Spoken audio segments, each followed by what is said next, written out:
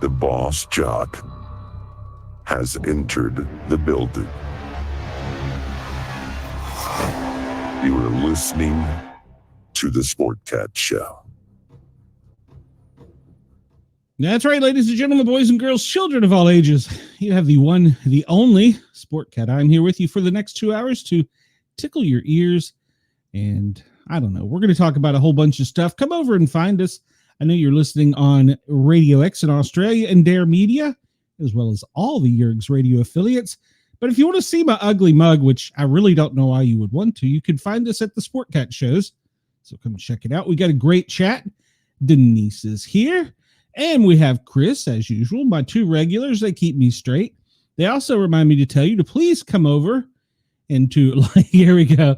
Oh, well, I forgot Wendell. They also tell us to please come over, like, share, subscribe. Hit that thumbs up button because the YouTube algorithm it doesn't like me with some of the things I say. Not that I'm not a nice guy. I mean, some days I am, but I don't know. I took my blood pressure medicine. I'm coming in here like a tsunami on a rage. So we'll get into it, but we only have a few minutes, I'm sure, before people start tuning out. But the Cincinnati police chief yesterday said that the problem was us, social media. And she called out YouTubers like me for showing the video saying that we mischaracterized the crime and that it made her life harder.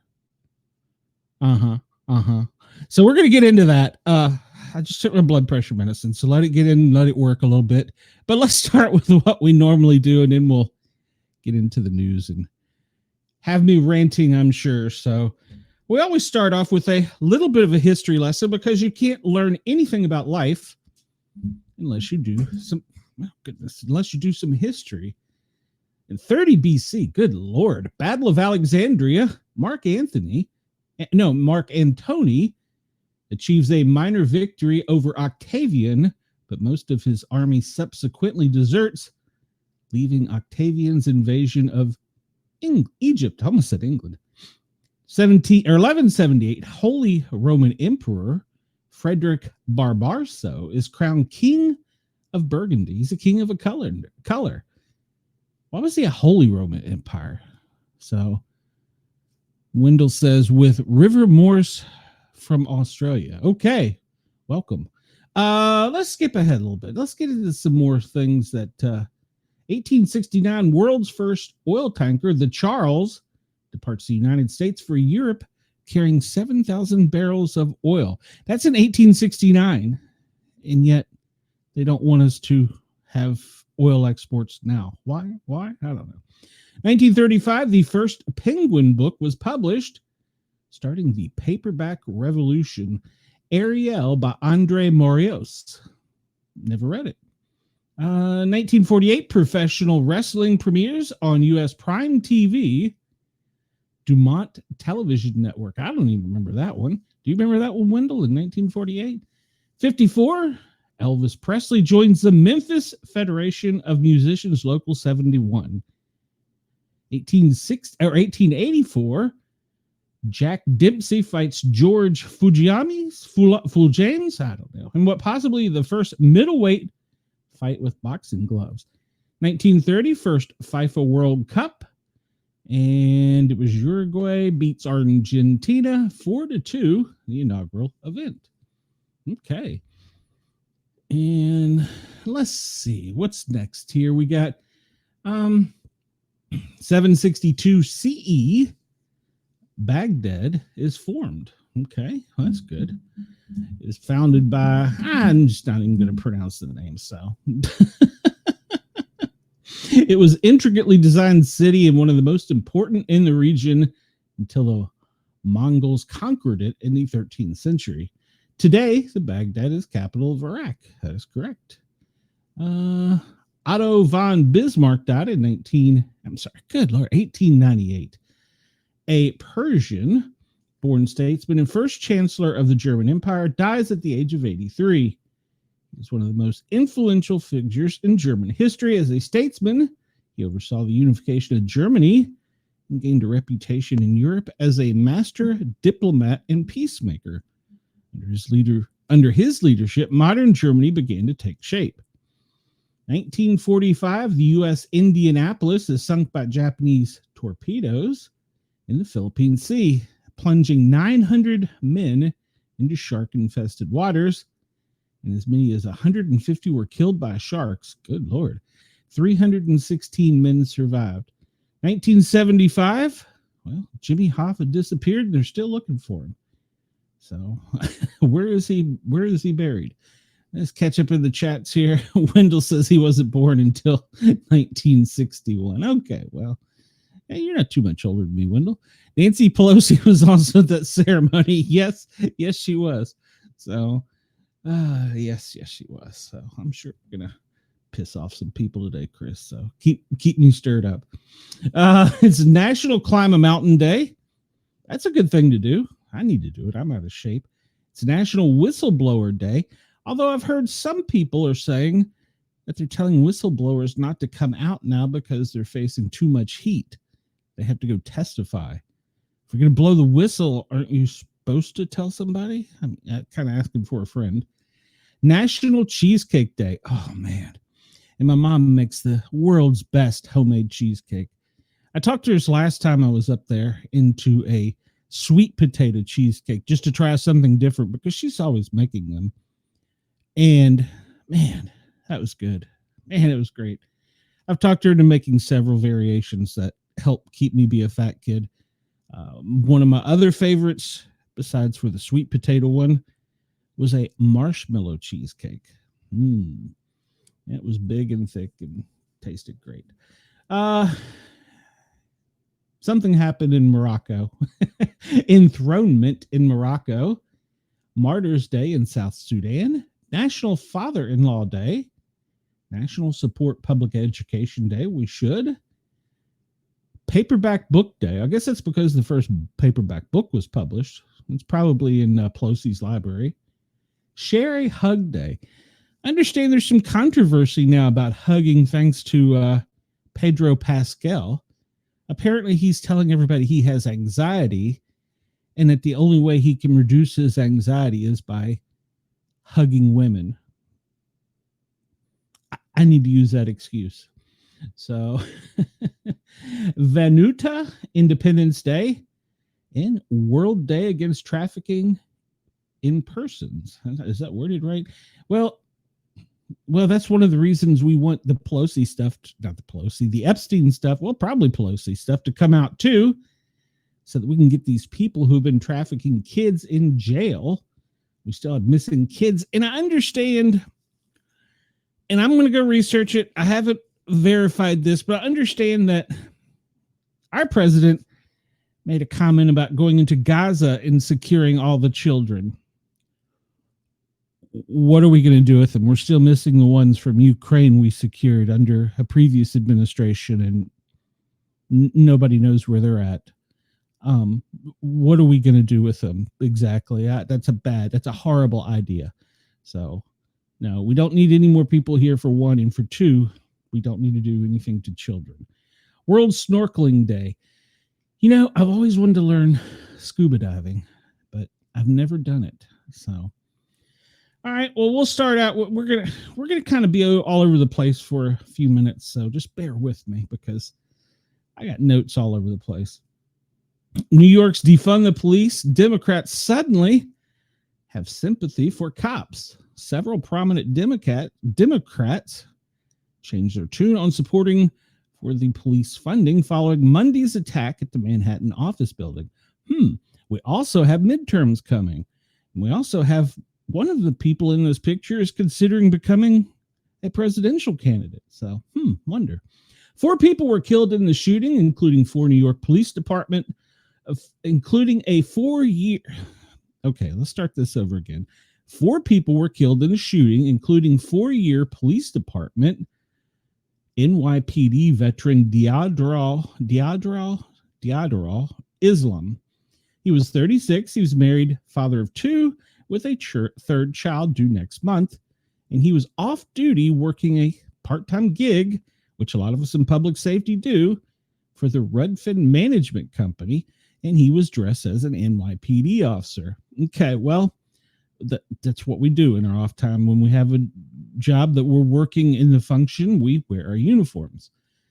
In the wake of the shooting, many former anti-police Democrats have come out in support of first responders. What? New York City Socialist mayoral candidate Zohan Madani. I got to learn to say that because we're going to be saying his name a lot here. He prays for Islam and his family and honors the legacy of service and sacrifice he leaves behind. Well, remember, we also learned yesterday that upon hearing the news, his father had to be rushed to the hospital and had a stroke, a CVA. So it didn't just end, the sadness in his family didn't just end when he was shot. That's a generational changing thing with his kids, with his father, with everything. So his comments on Monday's shooting vastly differ from his previous thoughts on first responders, including a November 2020 post that reads, "Queer liberation means defund the police." What? 2 days after that post, he responded, "Nature is healing," to a tweet that read, "I just saw a cop crying in his car, LMAO." Nature is healing. Meanwhile, Democrat New York Representative Alejandra Cortez offered her sympathies to families impacted by the shooting in a Monday night post, saying, "My heart goes out to the victims, their families, and everyone impacted. As my office continues to monitor the situation, I want to thank our first responders." Well, that's nice of her. Yet, she was one of the leading voices in an effort to defund the police after the death of George Floyd in 2020. In June of 2020, she called for defunding police departments, which she said actually meant reorienting budgets for minority communities. A petition to defund the police is still active on her campaign website. Oh, so you're just talk. Shocker. Oh, and let's get Chuck Schumer. He's got to put his mouth out there. Supported the George Floyd Justice in Policing Act of 2021, which limited police officers' ability to respond to incidents involving black suspects and other minorities. Schumer and Gillibrand released social media posts addressing Monday's shooting and gave remarks on the Senate floor Tuesday morning. He died doing what NYPD officers do every day, running towards danger, protecting others, putting his life on the line, and that's what he did, and he paid. He paid the ultimate price, Schumer said of Islam. When an NYPD officer is killed doing his duty, it's not just a tragedy, it's a rupture in the soul of our city, our beloved city, and it requires that we mourn and honor all those we've lost, Schumer said. As post Monday night, he couldn't help but call out lawmakers to do more to stop gun violence.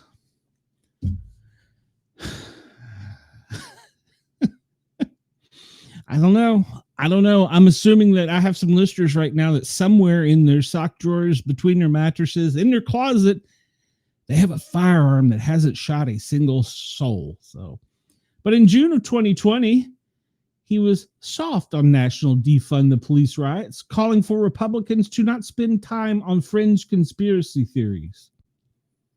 He was also historically in favor of gun control, offered both her sympathy to the victims and her gratitude for the first responders in the incident.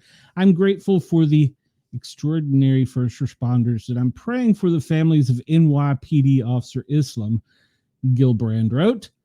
"He honorably served his community, and he will be remembered for his courage."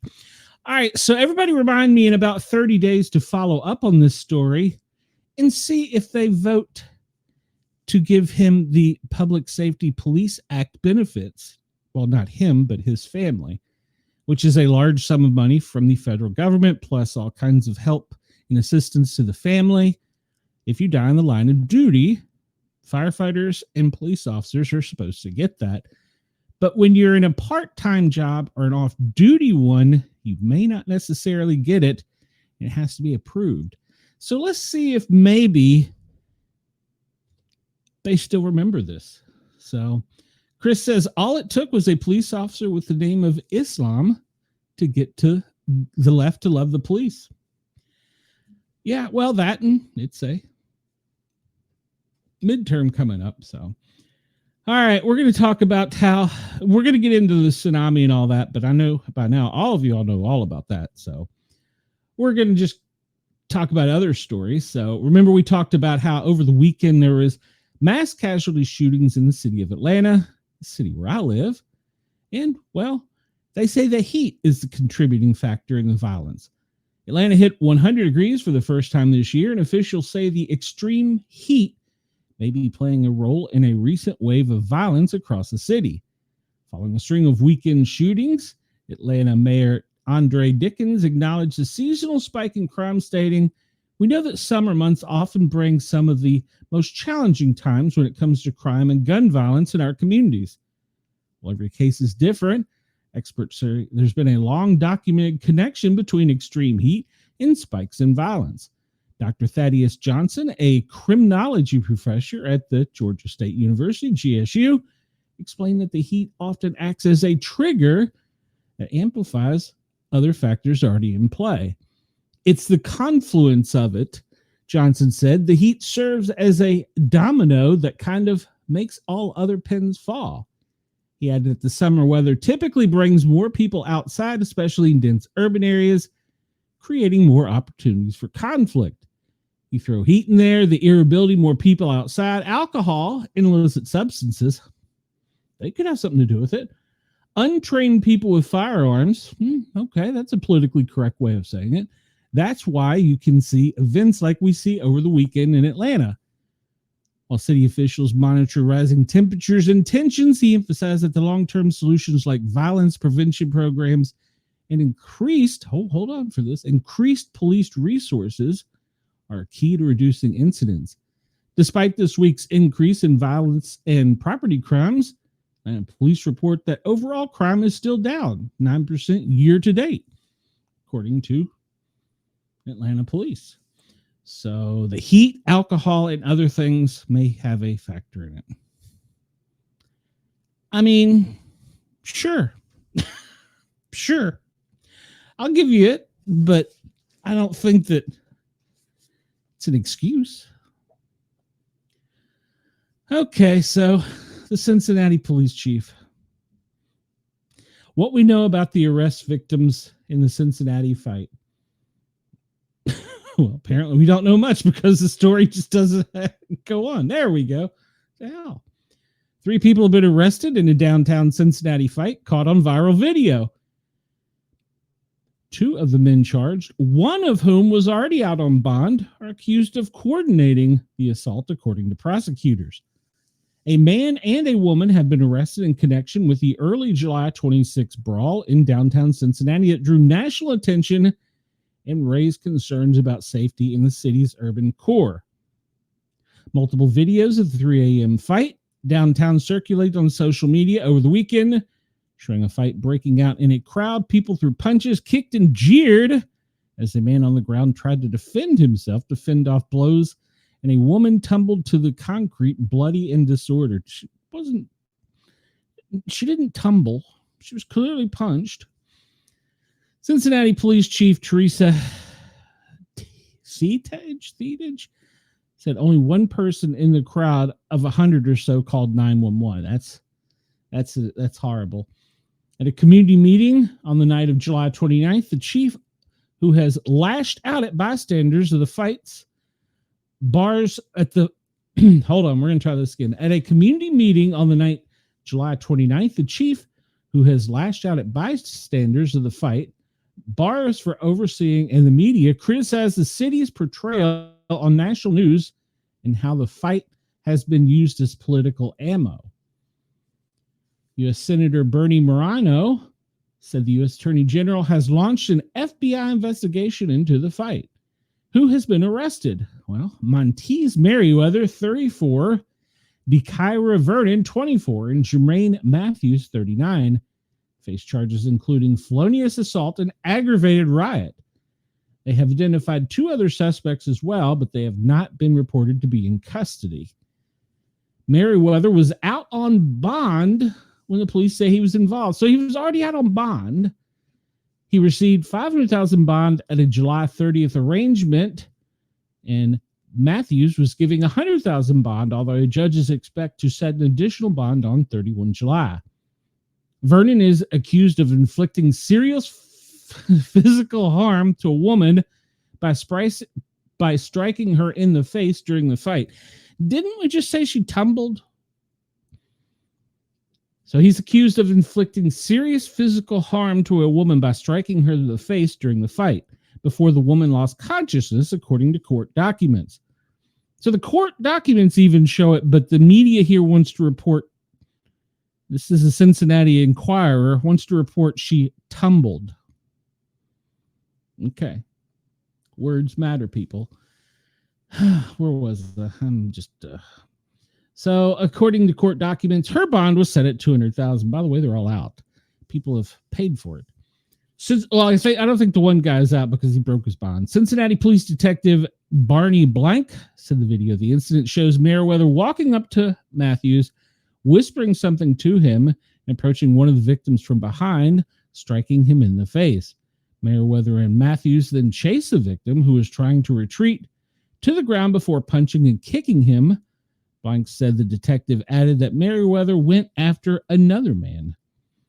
We believe that he coordinated with Mrs. Matthews, Blank said. Some of the videos posted on social media showed that the fight began as two men circled each other and the crowd gathered. A few people stepped between them in an apparent attempt to calm them down. One man appears to slap the other. At that point, more people join in, attacking the man who delivered the slap, kicking and punching him after he falls to the ground. Another video shows a man moments before she's knocked to the pavement approaching the men involved in the fight. Moments later, a woman in the crowd runs up to her and throws a punch as she stumbles backwards. Another man punches her in the face so forcefully she goes limp and lies on the streets dazed. Didn't we say she just stumbled? Were they hospitalized? Well, a spokesperson for Cincinnati Police told USA Today on Tuesday in an email that two victims did go to the hospital the following day with, at what the time were non-life-threatening injuries. They were treated and released. I'm sure they had concussions. He added that he does not know what the status of their follow-up care is. I'm going to circle back to that. Have downtown residents expressed safety concerns? Well, apparently they have called for a real plan to help with this. More than 100 people packed in a community meeting with the Cincinnati leaders Tuesday night that had been scheduled before the fight. I will not tolerate lawlessness on the streets, the police chief said during the meeting at the Cincinnati Public Library. I owe it to you as a people who live and work to get the lawlessness under control. One resident questioned the department's response to the fight during the early hours of the Saturday morning, asking how many 911 calls for noise complaints and other disorder police received prior to the fight breaking out. A woman claimed that there were at least one indicating she had called that night. Downtown was hopping. It was loud. It was crowded. It was noisy, she said, admitting she did not have the exact number of calls for noise complaints or disorder that night. The chief said there was only one other medical run for the fire department that evening that she knew of. We're going to get back to that. The latest crime data provided by the city shows shootings are down when compared with data from this time last year, but property crimes, particularly in over the Rhine and downtown, are up. That must be an area. Yeah, in downtown and over the Rhine, there have been nearly double the number of burglaries, breaking and entering incidents, and thefts down from cars so far this year. They must be trying to get to the air conditioning. Citywide, there have been 34 reported homicides compared to 30 last year. More than a third of those killings have happened in the past month. Oh, there's the heat again. And over the Rhine, there have been 5 homicides this year, 3 of which have been in the past month. Reported shootings remain down across the city. Cincinnati police report 110 people have been shot so far this year, compared to 142 at this point in 2024. And how have Cincinnati national figures reacted to the fight? Well, the mayor said he is confident arrests are forthcoming, and that he is outraged by the vicious fight that occurred downtown. Vice President J.D. Vance was questioned while he was giving a speech. He said there's way too much lawlessness in American cities. Harmeet Dehan, I'm probably butchering that, Assistant Attorney for the U.S. Department of Justice Civil Rights Division retweeted a post on X from Ohio Senator Bernie Moreno and said, "Our federal hate crimes law apply to all Americans, and that the division will monitor how local authorities handle the incident." Hamilton County Prosecutor Connie Pillage said in the statement of the Inquirer that she will prosecute the attackers to the fullest extent of the law. Elon Musk, what the hell has he got to do with it, retweeted a video of the fight and said the guy almost killed this woman, aggravated assault. He later called for the police chief's resignation. I am calling for your resignation, Chief. Resign. There, all right, at me. Because she didn't answer questions. She didn't just not answer. Well, okay. And then the mayor candidate, Corey Bowman, the half-brother of U.S. Vice President J.D. Vance, called for the immediate resignation and removal of city manager Cheryl Long. Don't know Cheryl Long, but I can tell you the police chief needs to resign because she came out swinging hot for the fences and blaming everybody but the criminals. We're going to cover that in a minute. She came out blaming me. She came out blaming social media. She came out blaming alcohol. She came out blaming bartenders. And while she did all of that, she did not have her data and facts correctly. And this, on Tuesday night, she noted that there was one call for service by the fire department. I cannot speak to the number of ambulances and stuff in the city, but she stated that she did not know if they sought EMS assistance. Okay, you've got two people that have been beaten unconscious. One is bleeding from the face. Why did your police officers not call for EMS? That's the first question I have.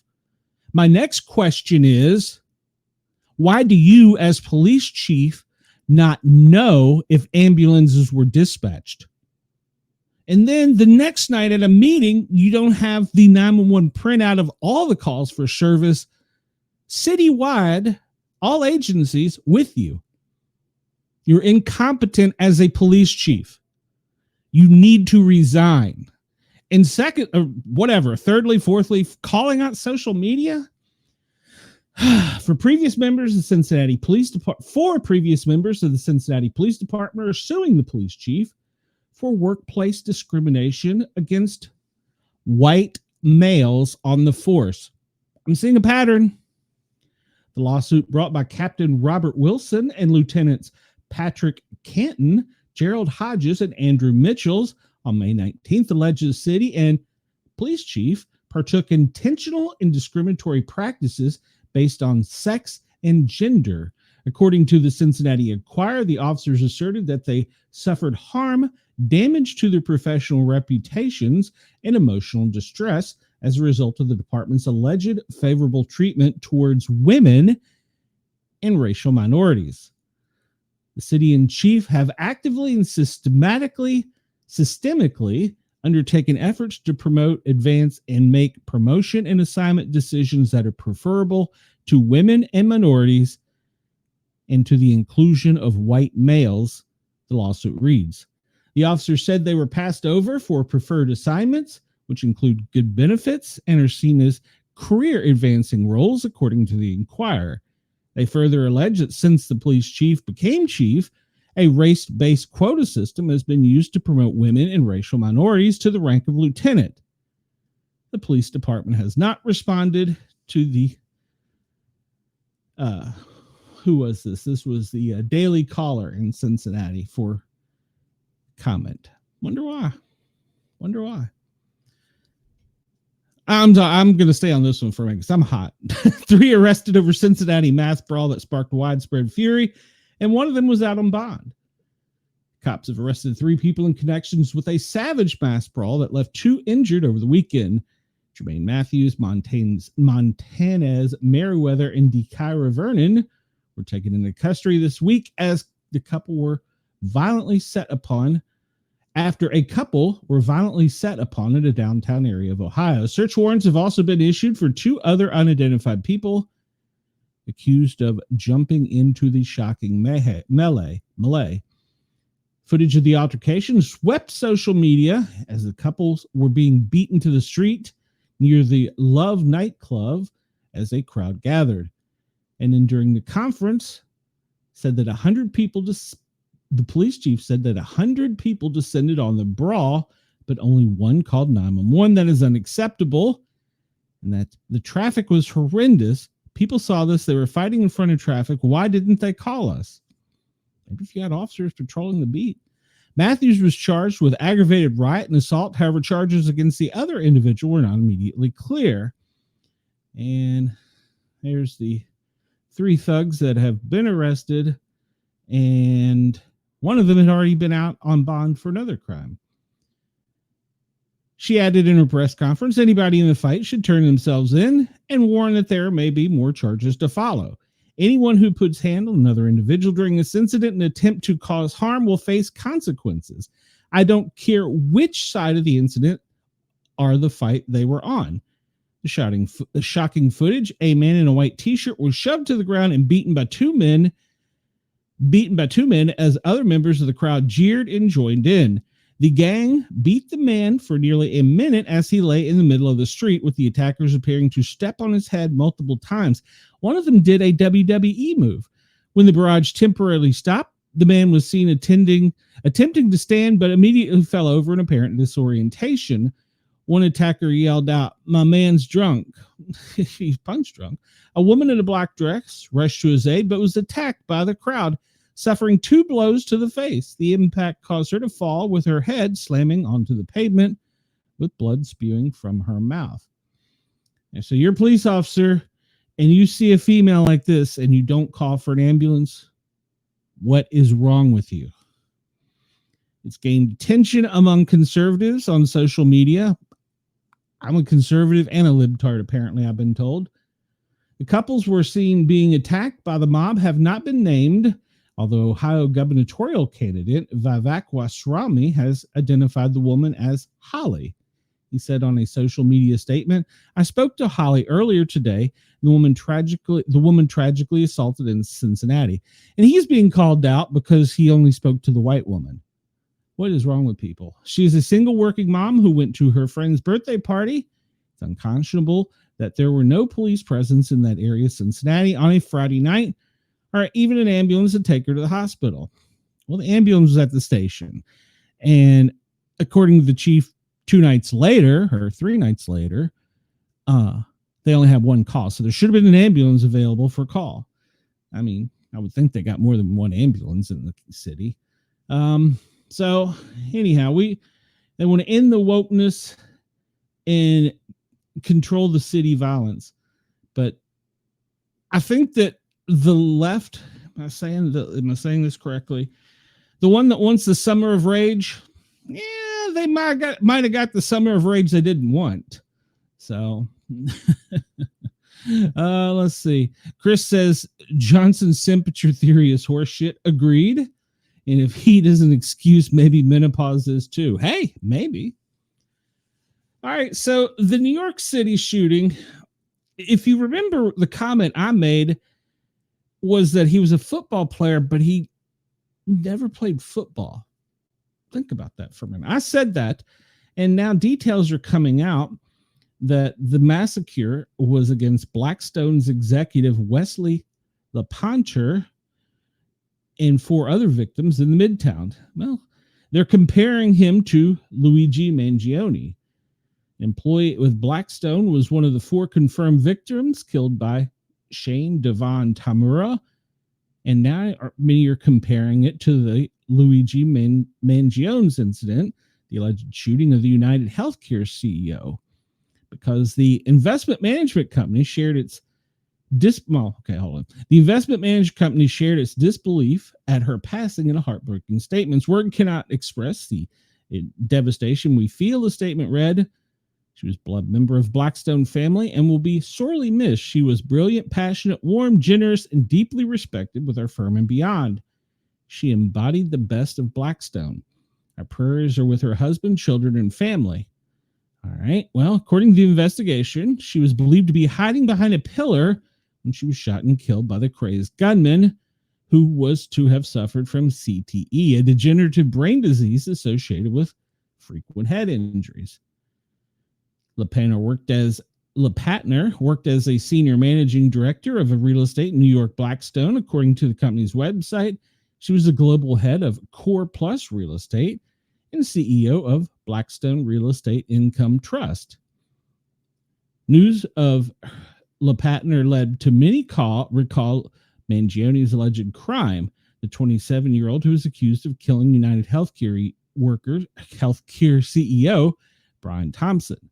It's scary, the president that Luigi started, one commented on a social forum. This example is similar to the guy that was mad at the NFL and wanted his revenge, but in contrast ended up miscalculating and killing people who were completely unrelated to the issue. He was found with a suicide note in his back pocket, which was 3 pages long, they're now saying. And it was written while he was on the 33rd floor. Think about that. He had time to write a 3-page note. No one in that office had a weapon. Another person in the forum claims someone called him a folk hero just for shooting a cop, and others are saying that he is like Luigi. Another Luigi, a user asked. Another added, he got his target and spared bystanders. He should be in jail. That CEO didn't deserve to die, but I can see how it's easier to be sympathetic to him versus the reckless shooting that only killed bystanders. One theorized, keep making life difficult for average working class people, and you'll get more Luigis. Mangione faces federal charges, but he had already pled guilty to all of them. RadarOnline.com reported surveillance footage captured him walking into 345 Park Avenue. We're going to show that in Manhattan, where the NFL headquarters are located, carrying an M4 rifle. It was not an M4, it was an AR. M4 is a military weapon. That's what the M stands for. Upon entering the building, he immediately opened fire on NYPD officer Islam, who was branded a hero. Okay, well, he was shot in the back because he never saw it coming, because this guy was a coward.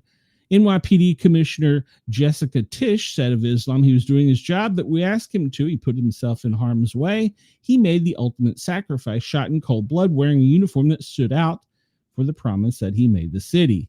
After he killed them, RadarOnline.com has learned was not affiliated with any political party, took the elevator to the 33rd floor where he shot LePatner, the 46-year-old security officer, Aliand Etienne, and a Rudin management employee, Julie Hyman. He had a documented mental health history, according to the commissioner, and ended up killing himself. All right, so we're going to talk about that too. So we have no association with the police department. He took the wrong elevator. That could happen because if you pick the wrong elevator, you can go to the odd floors, you can go to the even floors. I'm still with, okay. But it wasn't the people that he thought he was going to shoot, so why didn't he just get on the other elevator on that floor and go down or up, whatever, which way it was, to his?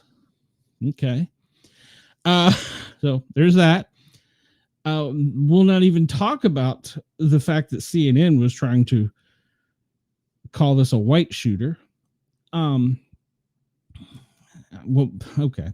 So this comes to us from Time Magazine. What to know? President Donald Trump on Tuesday condemned the New York City shooting that left 5 people dead, including the suspected perpetrator, as a senseless act of violence. Took place at a corporate office building in Midtown Manhattan.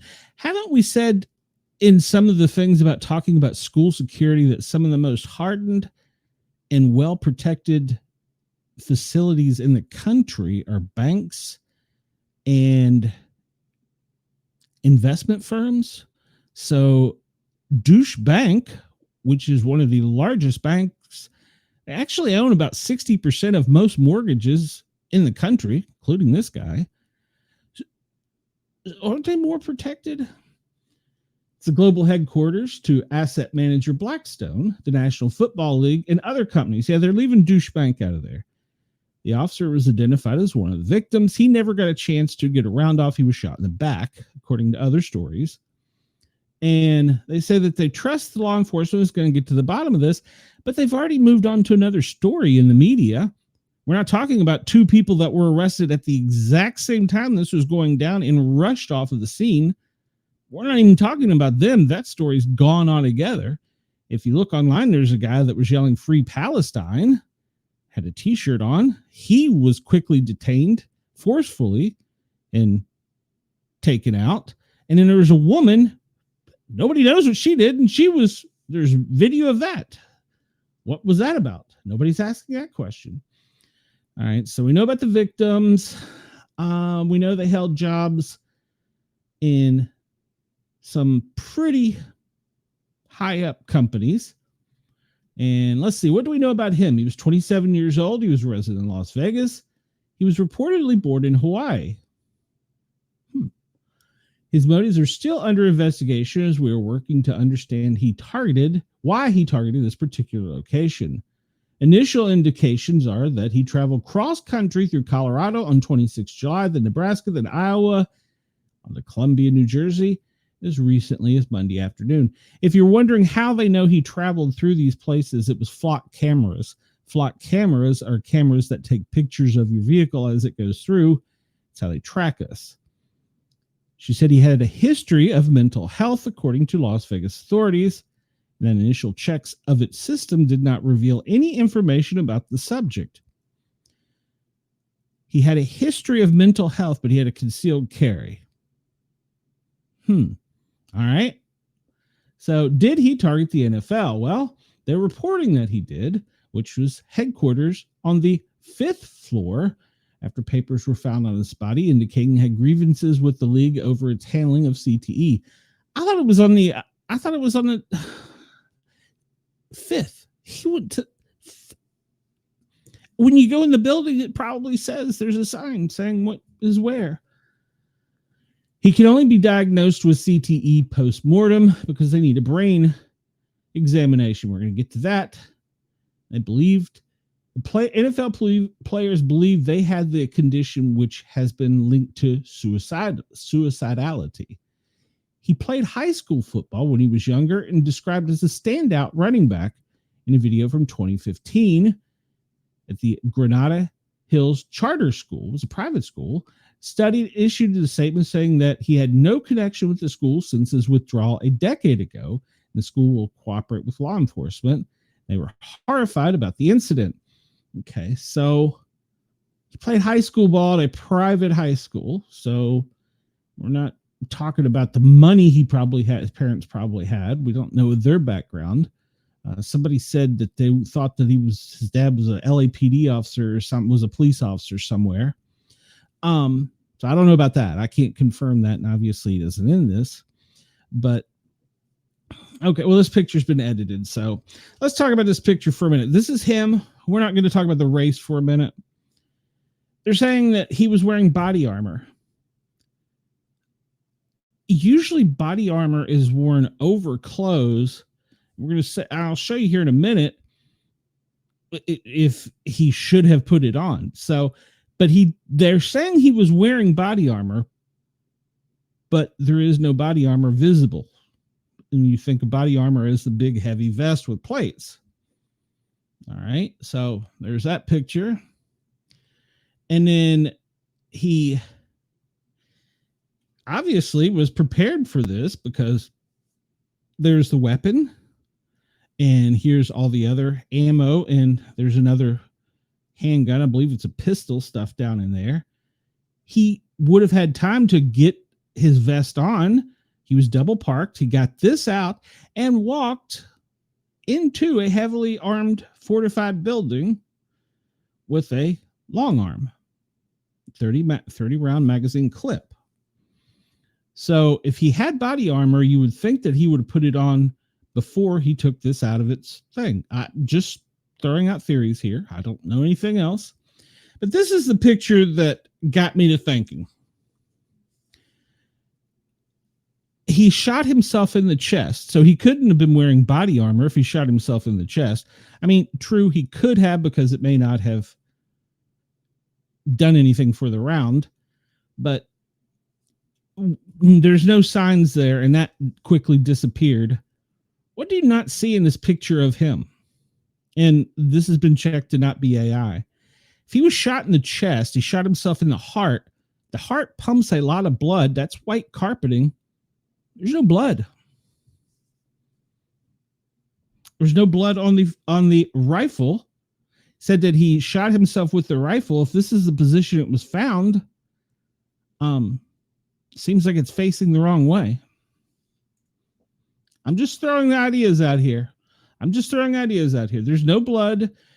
The firearm, the long arm, was not bloodied.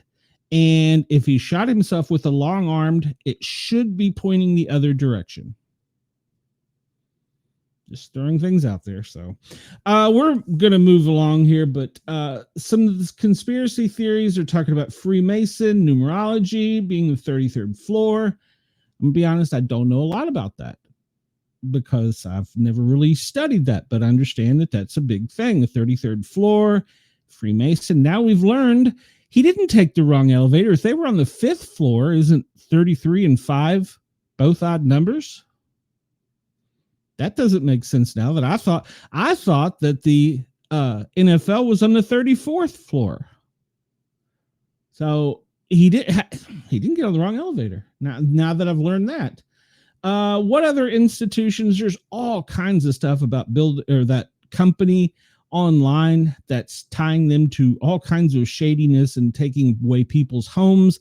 Multiple people are in home foreclosure because of this. Nobody's come out to say if his family had that. Then there's all kinds of things about Free Palestine, because there was somebody arrested that was wearing a t-shirt, but nobody knows where that person is. And there's no confirmed statements that he made that statement, Free Palestine. But the football speculation, he would have never seen the NFL and wouldn't have been eligible for a draft or tryouts in high school. So I don't understand the NFL connection at all. He played football. I played football, but that has nothing to do with the NFL. I don't know. All right, we're going to skip through this because you can go research yourself. There's a whole lot of conspiracy theories out there. I'm not saying any of them are correct, but I'm saying there's some things now that have made me think. There are definitely some things that have made me think now. So, and then, we also talked about this.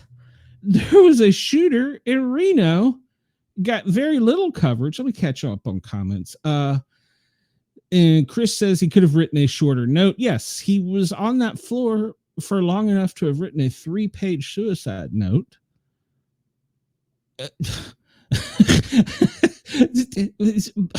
And where's the blood? Where's the blood? Why is the firearm pointing in a different direction? So anyhow, the police identified an alleged shooter finally.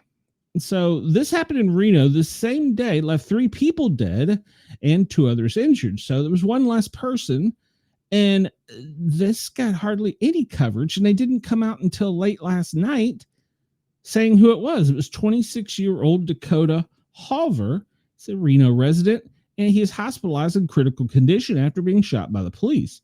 Now, one of the reasons we haven't learned much about this is because the Reno Police Department isn't taking the lead. Another police department is, because it was an officer-involved shooting. So his firearm initially malfunctioned, but apparently he was smart enough to clear it. And then he fired at the group, shooting 5 people, resulting in 1 being pronounced dead at the scene. 4 others were transported to the hospital. He then fled the scene in the parking lot, where he was confronted by resort security. He said he fired on the security officer, who also returned fire. The suspect continued to flee through the parking lot, where he was accused of fatally shooting the driver of a vehicle. By that time, Reno police arrived on the scene, where they located the suspect, who allegedly fired his weapon and struck a police cruiser. After an officer-involved shooting, multiple rounds were fired by both the person and the police officer. Police identified the deceased victims, and he was taken to the hospital in critical condition. So today we're just finding out his name, but we don't know anything about this guy besides where he's in critical condition and had some type of mental health condition. He used a 9mm and had 80 rounds with multiple magazines. So that's all we know. But the same day, maybe it's a smaller area. Maybe Reno's smaller. I don't know. But why did it get any coverage? Kind of odd. Same day. Why did they just today, or not today, last night, release his name?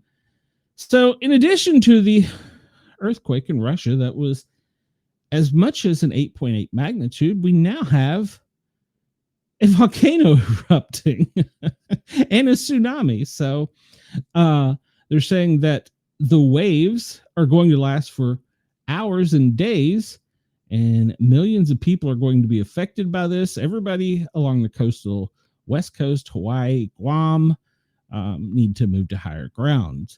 And Hawaii residents tried to get to higher ground as the water quickly raised. But one of the things they were blocked was because apparently, if you're rich, you can buy your own road. Oprah Winfrey has her own private road, and she didn't open it until later. Well, she's got a press release about this.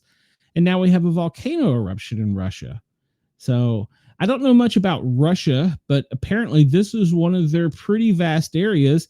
And part of where the earthquake and the volcanic activity are now occurring has affected their military. So, so now we have a volcano, and we have a earthquake and now tsunamis. So, Bay Area officials talking about California are telling everybody to remain cautious. And as of 11:45, all tsunami warnings were lifted on the U.S. West Coast. And they're saying none of that affected the U.S. But, yeah, you can see it was crazy. Some of these videos, the earthquakes, there's one of, I see that was just a hospital. There's one where it's like a quickie mart, and the poor girl, she was lucky she didn't get killed as everything was falling.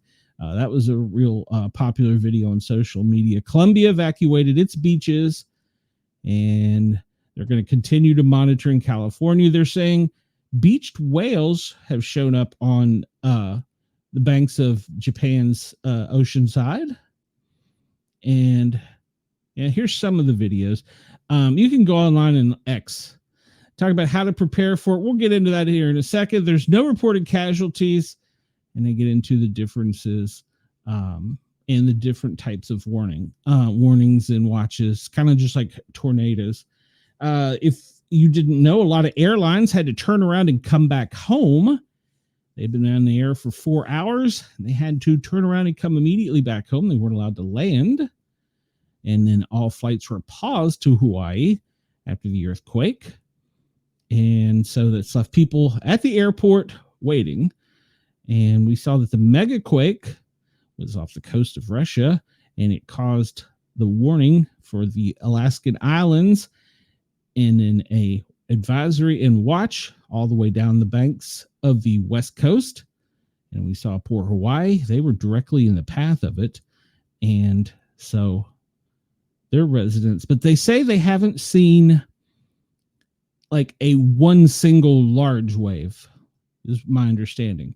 So they say that they have had waves up to 10 feet high, but they haven't had like one, like in the movies, they talk about the one big waves, but they've had waves that are up to 10 feet high, which 10 feet high, 2 inches can sweep you off your feet. So imagine what 2 feet would be. Chris, that is a very valid point. Yes, she could buy her own road, but secure orders are a bad thing. That's a very interesting point, Chris. I had not thought of. Top of the hour, it's 2:00, 4:00 a.m. in certain parts of Australia. Let's see. Do I have my time now? Let's see. Let me do that. No, it's the wrong button. Let's see. Where is my time now? I got it up here somewhere. There we go. So it's top of the hour, 2:00 East Coast, 1:00 Chicago, 12:00 Denver, 11 a.m. in LA. Phoenix, it's 11 a.m. Anchorage, 10 a.m. Honolulu, they're waking up with the tsunami at 8:01 a.m. Our friends down in Australia, it is 4:01 a.m. Brisbane, In Sydney and Perth, it's 2:01 a.m. So they have woke up to hearing my voice. Tokyo, if you're listening, good morning. It's 3 a.m. in Tokyo. So, all right, let's get back to our story. We're going to look at this in a minute, Chris, because I was interested to see on our Earth how the waves have changed, if they have. So, Hawaii Governor Josh Green urged residents to evacuate coastal areas, warning them not to underestimate the threat. It will not hit just one beach. It will wrap around the island. They were telling people to go to higher ground without delay. They did record one wave of 4.9, but they've had several that were 10 feet. And we'll talk about, let's see, this is all pretty much old news because it's happening in real time, so it's hard to keep up with as far as reporting it unless I had better, live graphs and charts. But they're going to be watching this for several days, and now I don't know what the volcano is going to do with that happening. That's crazy. So Oprah Winfrey responds to claims that her private road was closed. She responded after viral social media post claims she kept her private road closed despite tsunami warnings, with other roads gridlocked and people fleeing the coast to reach higher grounds. They were driving off-road. They were going four-wheeling. In a statement shared with Newsweek, spokesperson for Oprah said, "As soon as we heard the tsunami warnings, we contacted local law enforcement and FEMA to ensure the road was opening. Other reports are false." Well, okay. Well, so apparently she has been living in Hawaii for part-time for 15 years, and she owns more than 2,000 acres on the land of Maui. She owns a farm located on the side of a dormant volcano called, I don't know. Winfrey had a private road on the island, but has been known to open it in times of crisis, including 2019 and 2023, when she opened it to help people escape wildfires. Claims on social media that she had kept her private road closed as people fled to higher ground to avoid a possible tsunami have amassed millions of views. But her spokesperson told Newsweek that these reports are false. That road will remain open as long as necessary. Community Note has added to one post on X, 2.4 million times it's been viewed, and said the road had closed and now it's opened, according to the Maui Police Department. And so Maui Veterans Highway is congested. Use Kane Hall Road towards Hanson and Plowie. Okay. But some people are saying that it wasn't open quick enough. So, And so Hawaii governor said that we have not seen a wave of consequence, which is a great relief to us. We expect to about 2 or 3 hours at least until we can say an all clear. So far, not at this moment. So, all right. Let's see. Let's move on here. What's my next story? This hasn't been making many headlines, but apparently there's still Antifa riots. How about she keeps the road open all the time? Stop bitching when other people worry about their own safety. Exactly. Apparently there's been riots in Portland almost every night. I did not know this. The DOJ has charged Antifa-affiliated militant who self-identified as a devout Quaker over a series of violent attacks he allegedly committed against federal law enforcement officers during a June riot. Robert Jacob Hoops, 24, of Portland, is accused of throwing large rocks within close distance at ICE officers, resulting in serious injury. He's allegedly used a makeshift battering ram to vandalize ICE buildings, among other offenses, according to court documents. He's been charged with felony aggravated assault of a federal officer, a dangerous weapon, and depredation of a federal property, an amount exceeding $1,000. He was arrested by the FBI on 25th of July when they raided his home, and they had their guns drawn when they did so. They should have. So he went to court and pled not guilty. And let's see, is he out? I'm sure he's probably out. I'm just going to skip ahead. You can see here the damage, but I was not aware that this was still going on every night. Every night this is still going on. These people are still damaging personal property, and they're injuring people every night. That's still going on. And this story, well, this one's been hidden. This story got hidden. A Lacey business owner abducted by ICE, according to online fundraiser. The owner of a mechanic shop in Lacey, a small organic farm, was taken into custody by ICE, according to a fundraiser posted on GoFundMe, which was created last month by co-organizers Carissa Miller and Anna Ortega to raise $10,000 for his legal defense to help the family. As of Tuesday morning, there was about $9,800 raised. On June 24th, my close friend and neighbor Paco was abducted by ICE. The fundraising reads, he was pulled over while riding passenger and removed from the vehicle without a warrant or receiving any information about why he was detained. His wife tried to film the situation, but ICE wouldn't let her or answer any questions, according to the campaign. He's being held at the Northwest Detention Center in Tacoma. His businesses are for sale. We are working hard to sell any assets to bring money in, but it's difficult without him here, as the business and assets are in his name. If anyone wants to buy a mechanic shop and business, please let us know. They describe him as a wonderful friend and beautiful neighbor and blah, blah, blah. He would always be there to help you, and he was just perfect. And hold on. All right.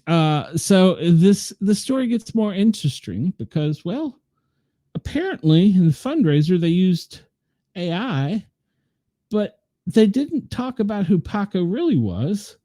He's a Mexican national wanted for murder in his home country. He was arrested by ICE and U.S. Marshals, but they've been running a GoFundMe trying to raise money to get him out.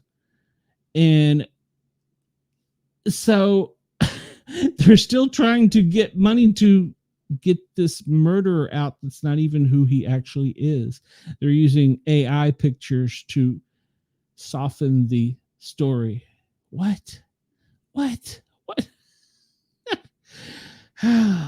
People. And Antifa targeted George Washington's mother with terrible acts. Well, yes, Antifa apparently didn't get the memo and went after a monument dedicated to the monument of our first president, George Washington. They've attempted to tear down monuments and rewrite history, but they're no longer satisfied with attacking historical figures. They now feel the need to turn their attention to the mother of one of the most historical figures. How despicable. The Mary Washington Monument in Virginia was vandalized Saturday night with Antifa spray painted on it.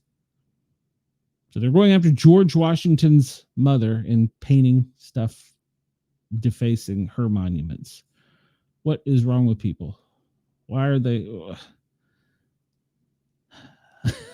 What is wrong with people? They're nuts. People are nuts. People are just nuts. And here's another one. A Mexican national accused of faking her own kidnapping is an elaborate hoax.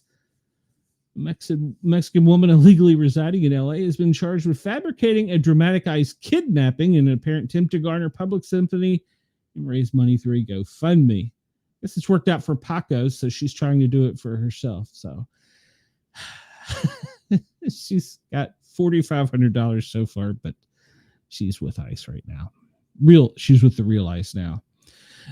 So here's a list of cities probably over the weekend not to be in. So there you go. If you're in any of those cities, I'm just at this point, I'm trying to hit things fast to move on. So yeah, the Rage Against the Regime riots. Those are the cities. Yeah, I'm sure there's a website that tells you where to go find it if you want to join in. They found the missing minute from the Epstein jail cell, but apparently the missing minute faces the other way.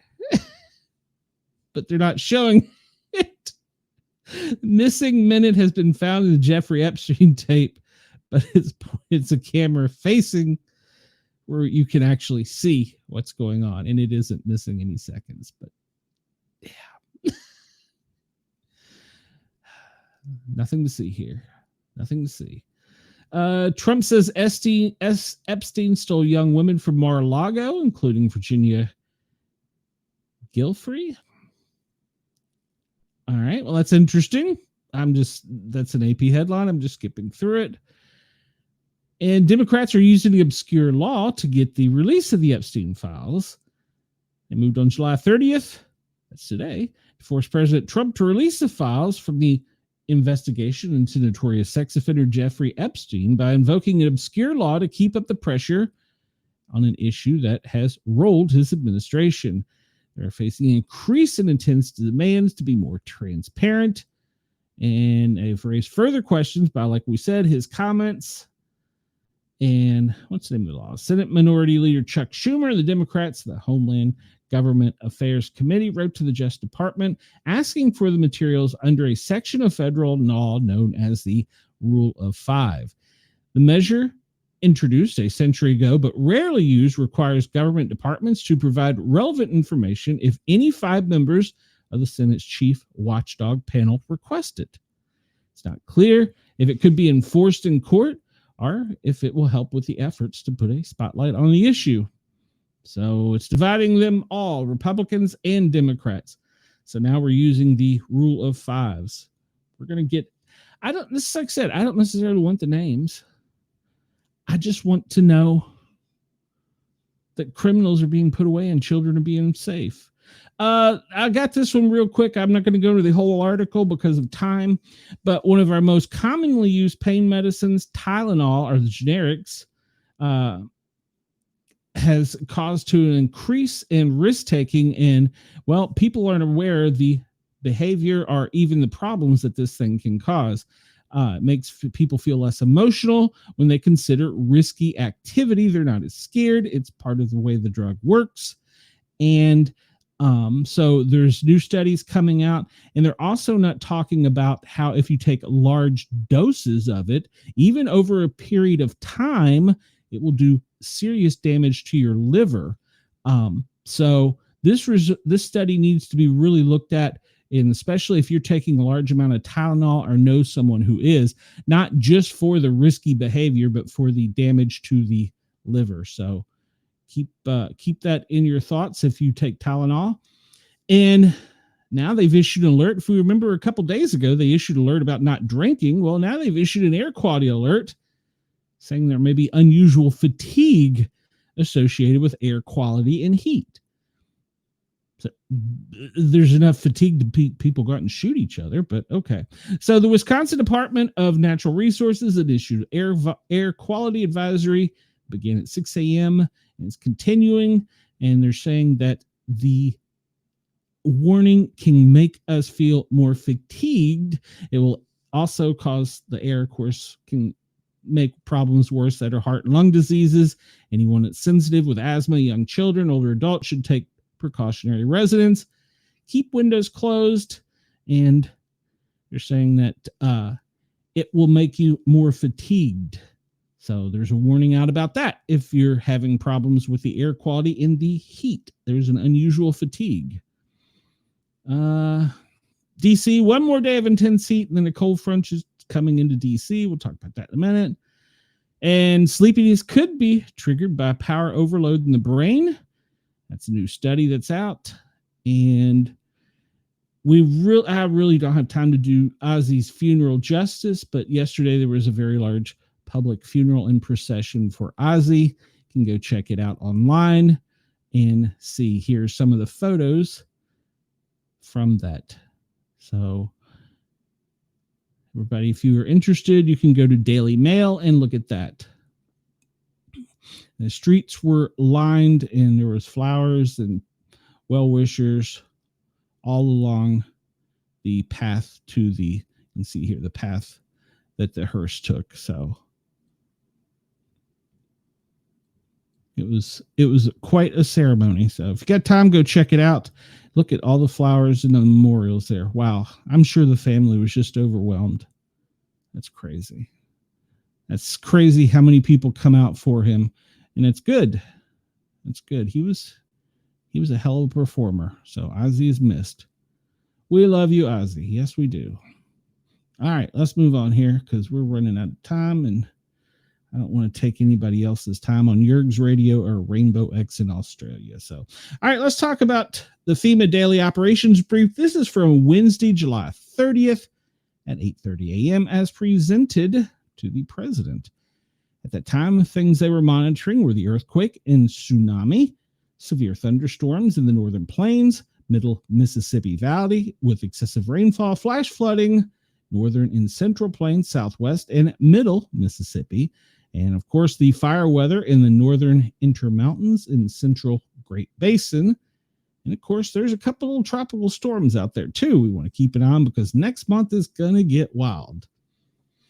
All right, so the situation for the tsunami, they talk about how they were preparing for the tsunami on the West Coast, and they think that luckily it hasn't been one large wave, but there have been waves in California is 6 feet high, but there have been multiple ones, and the same went for Hawaii. They said as of this writing it was 5.7, but we saw in another article it was 10. And Alaska has had increase of 3 feet at the time of this writing and down to half a feet in Washington, Oregon, 1.5 feet. In Crescent City, California, where I have family, it was almost 4 feet. But the problem wasn't just one big wave. It was multiple waves, and it's going to continue for a little bit longer. So if you live in those areas, listen to, this is already outdated. Listen to your local announcements. NOAA Weather Radio. I cannot preach this enough. NOAA Weather Radio. Get one. Buy one. Have one. They're cheap. They're good. I need to get a couple and do a product demonstration. We now have Hurricane Iona that we have to worry about, but so far it's just trolling out to sea and not damage anybody. And we have several tropical storms. So, but the problem is, as we talked about a couple days ago, that dust out here off the Atlantic that's kept all that energy down. Well, there's one area of it that is causing increased activity. So today doesn't look like there's anything more than heavy rainfall extending from Michigan down to Oklahoma and then up through the Four Corners into Montana, and spotty rain showers throughout the rest of the country, even some over on the West Coast there in Oregon and California and up in New England. Tomorrow, the heaviest rain will be over in the New England area, going up and towards Boston from the Chesapeake Bay region. And then Friday, it looks like the Carolina coast up to Chesapeake Bay is going to have to worry about some severe heavy rains. We see that for the next few days, the heaviest rainfall, well, look here along the coastal lines from the Outer Banks all the way up to Boston, actually past Boston, up to Nova Scotia, inland all the way across the Carolinas to the Appalachia, and it's going to extend down to the Gulf of America, where that band down around the Gulf of America is whipping up. And then let's not forget about our friends in the Dakotas, up in Illinois, Michigan, Wisconsin, that area, there will be some heavy rains as well. Excessive heat. Yes, it's hot out there. Holy cow. That wedge going up the Mississippi isn't as well formed as it has been. So we see that the cold front is trying to push down. That's what's causing some of these violent storms.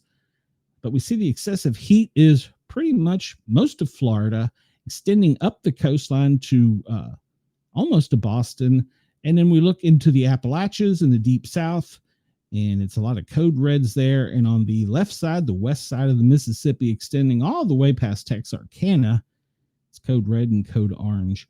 The fire weather outlook, pretty much all of Washington, Oregon, but it's going to be worse in Northern California, in Oregon. And there's a small area in the Sierra Nevadas that they're keeping an eye on.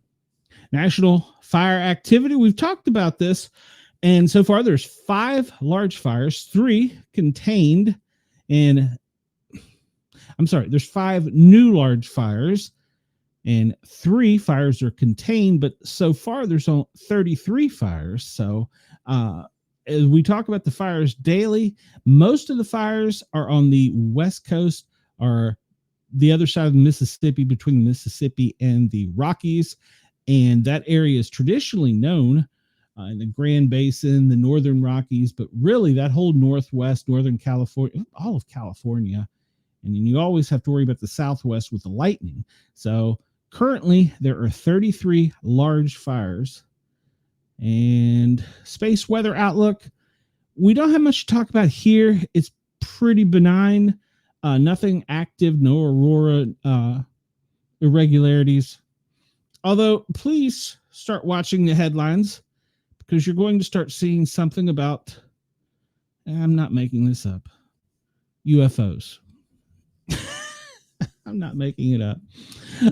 Let's see. So let's go back in time till Tuesday and look at the president's schedule. We saw that he left Scotland at local time 11:40 a.m. Eastern.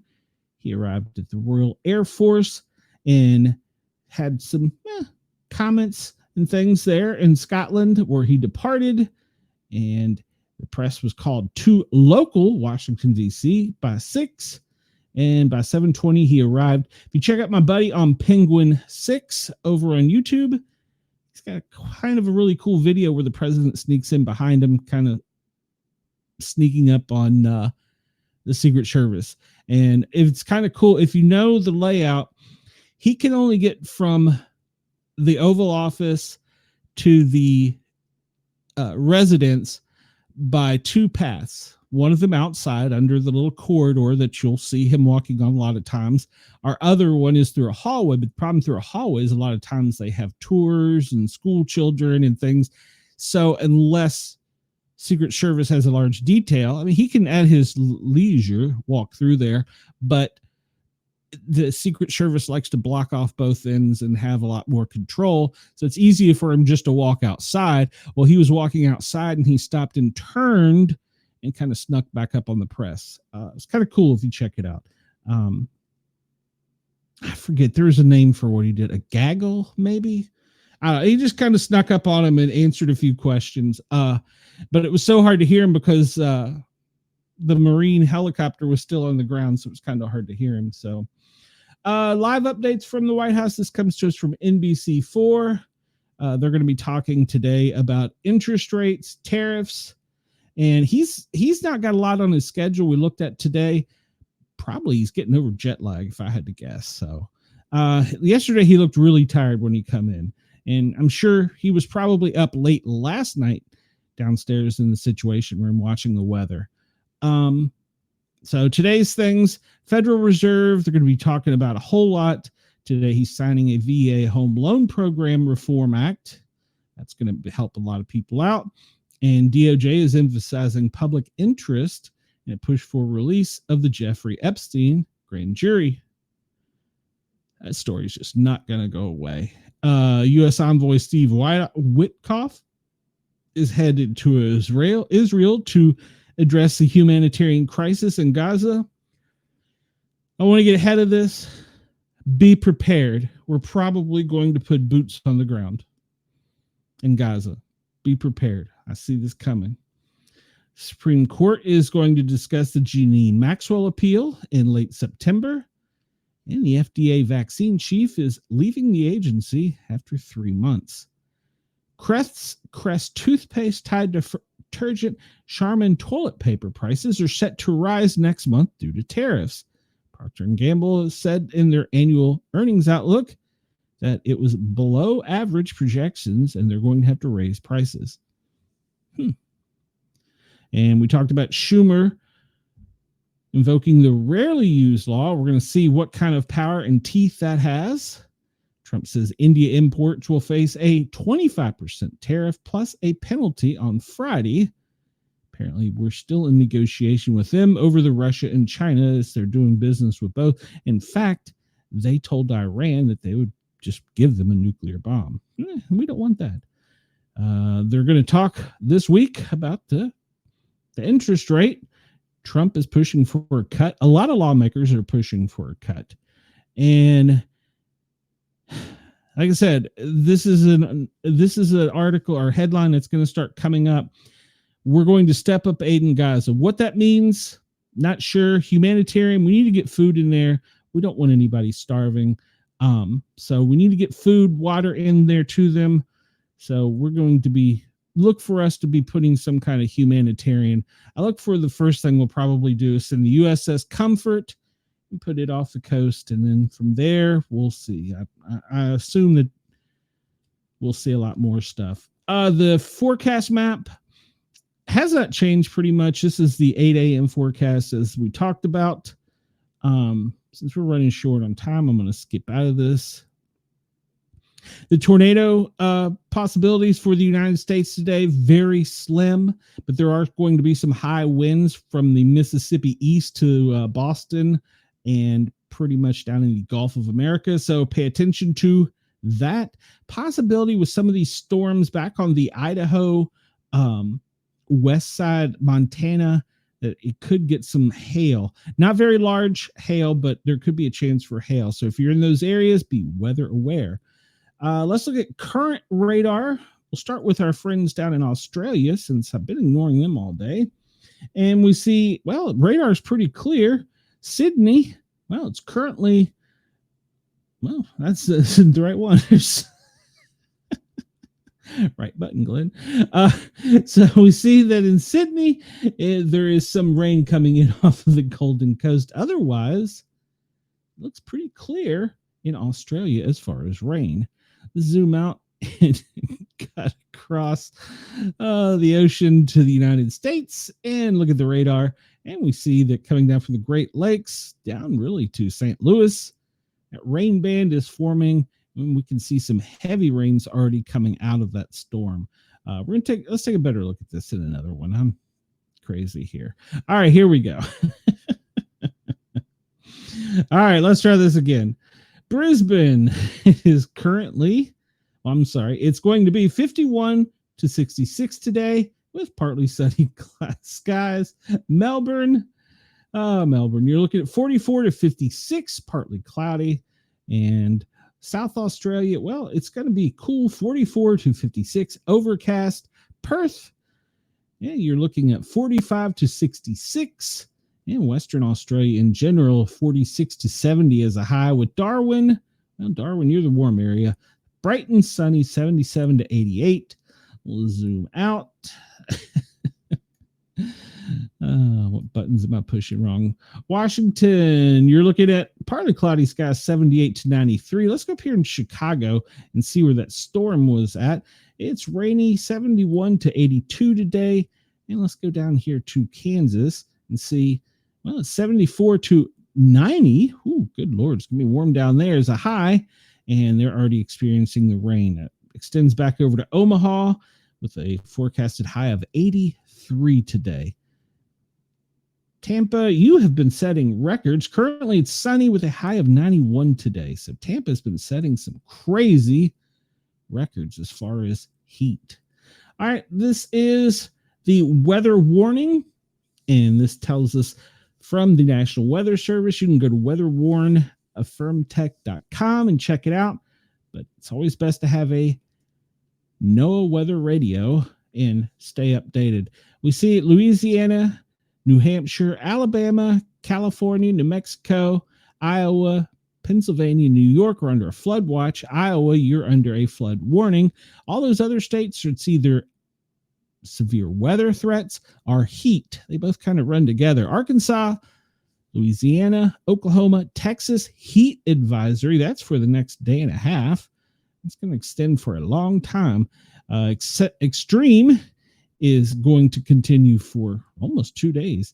There's our test message in Maryland. I don't know why. Alaska, have 5 minutes left of tsunami advisory.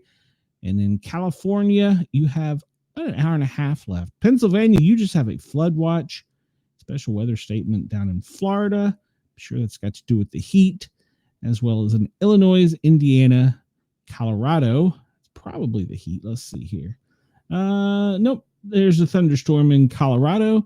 They're tracking it on radar. Strong thunderstorms 8 miles west of Antero Reserve, moving southeast at 15. Wind gusts up to 50. Penny-sized hail.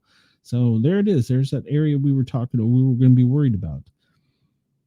In Delaware, New Jersey, Pennsylvania, I'm sure New York, heat advisory, extreme heat warning in Kentucky, Ohio, West Virginia. Flood watch today for Delaware, Maryland, New Jersey, Pennsylvania.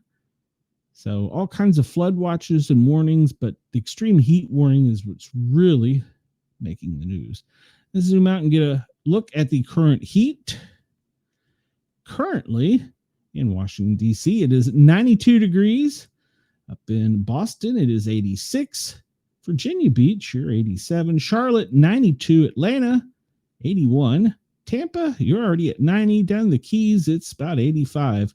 Mobile, Alabama, you're looking at 90. Hopping over to Houston, oh, look at that, 95. Looks like Phoenix has got the hot number today at 102. Ooh, it's a different kind of heat, though, right? Should I say Chicago, 76, Milwaukee, 70, Kansas, 90, Sioux Falls, 73.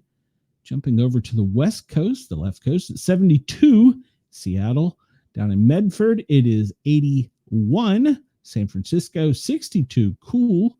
And down in San Diego, 73. Let's check out our friends down under and see what the current weather temperatures are there. Currently in Brisbane, it is 56. Sydney, 54. Melbourne, 45. In South Australia, you're in the 40s. And over in the western part of the country, it's in the 50s and 60s in the northwest side.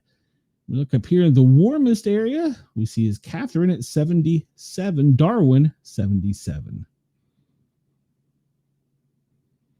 I want to go back to, let's go over here. Down where we've been worried about the tsunami in Alaska, it looks as though it's in the 60s and maybe low, 50s and 60s in Alaska. So at least they're not getting freezing rain and snow in a tsunami. Good Lord, can you imagine? All right, look at quickly at electrical activity. I'm trying to move this as quickly because got lost on time here. Denver, you have a small cell on your west side that extends really all the way down almost to Colorado Springs. It's going to be moving to the northeast, coming through your metro area.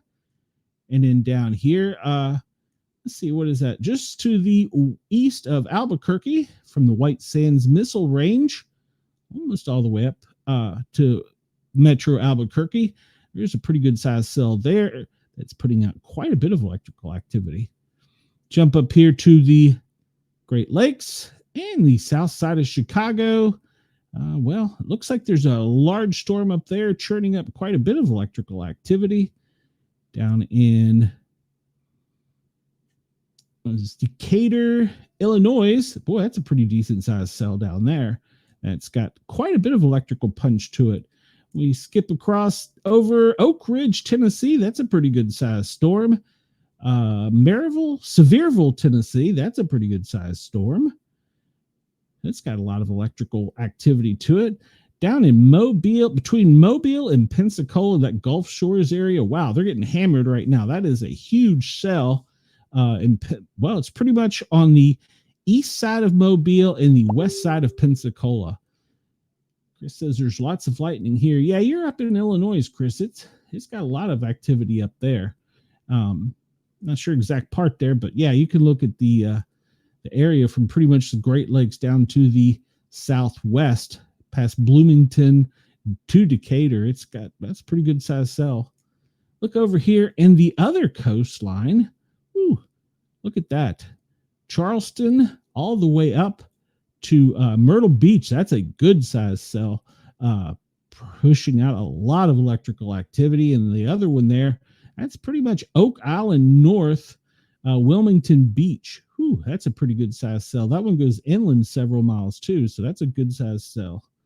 Florida doesn't look like, besides for Pensacola, you have too much going on. Naples, there's a little storm down there, not much electrical activity. And there's one, not really a whole lot of activity, kind of in the north. Would that be the north central part of the state? Not a whole lot of punch. Let's look and see where the lights are out in the country right now.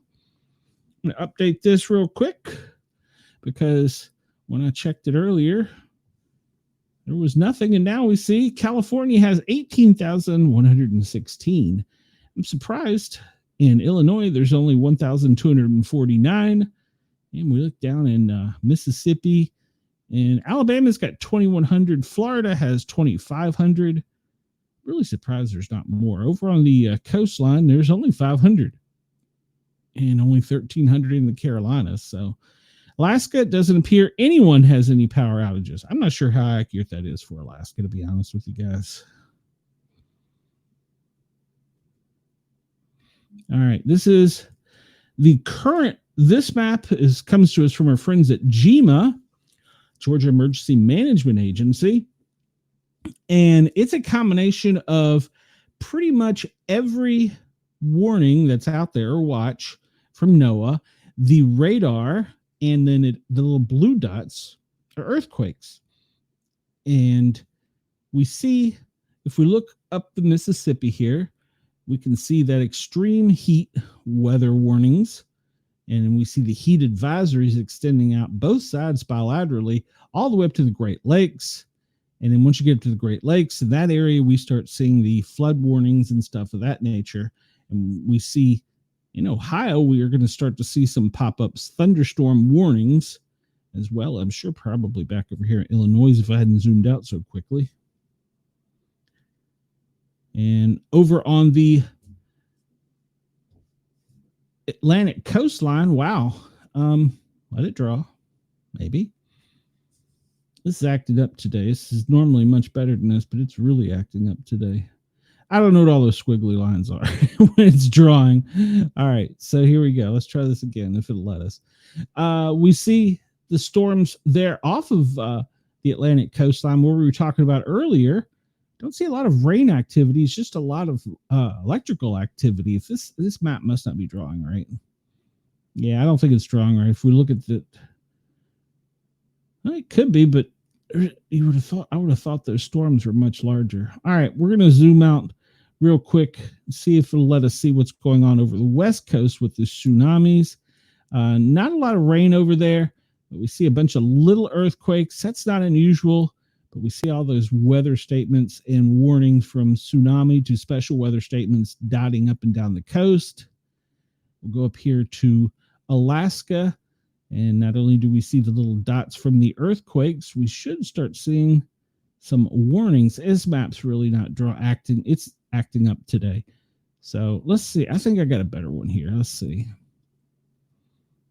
Well, this is the heat map, which we need to talk about because, like I said, most of Florida code, I could say in purple, but it's magenta, which is extreme.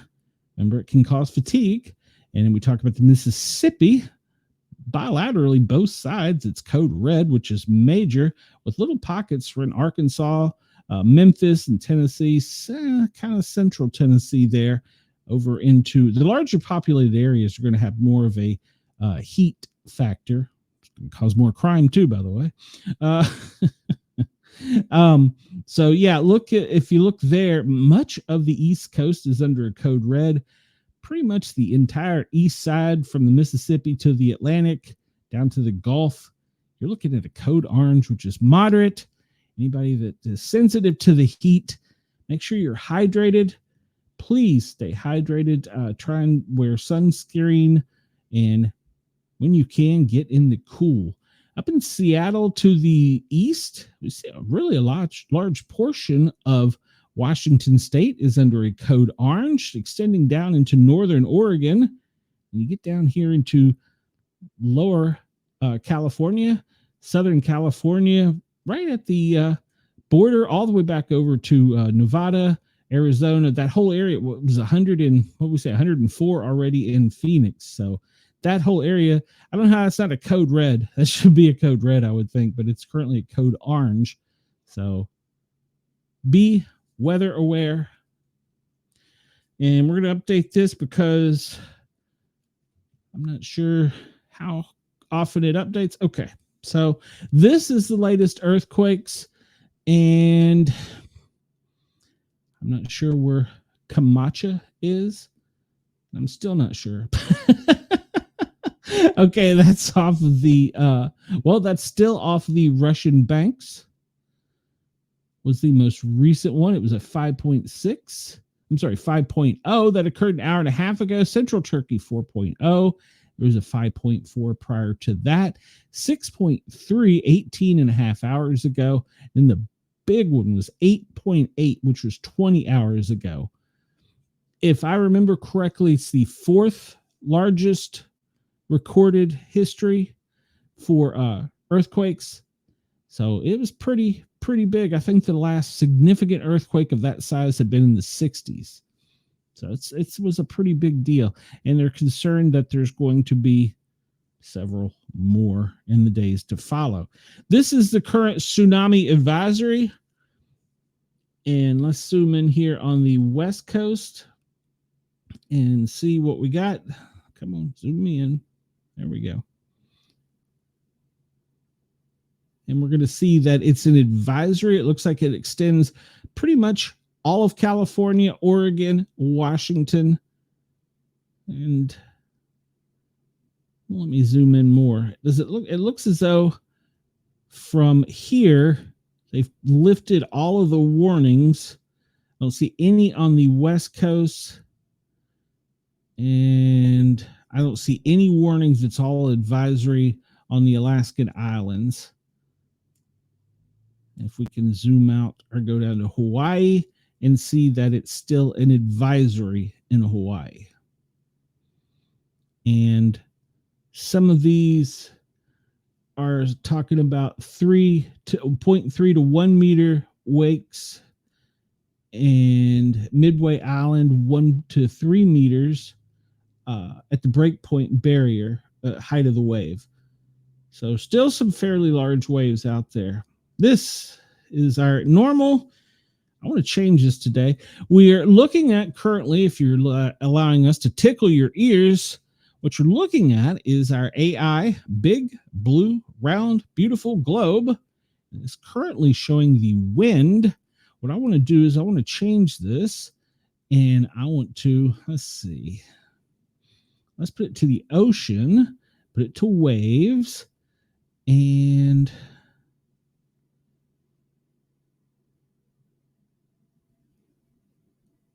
no, that's not the one I want. That's not the one I want. Yeah, that's a cool one. Oh, that's a crazy one. What I wanted to do, well, I guess that's what I want. No, that's the one I want. All right. So this is the current waves on the ocean. No.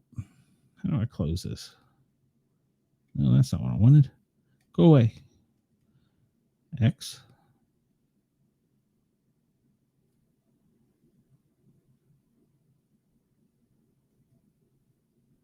And current waves. All right. Well, I'm trying to make that go away. What I want to do is show. So we know the earthquake occurred off of the coast of Russia, which is over.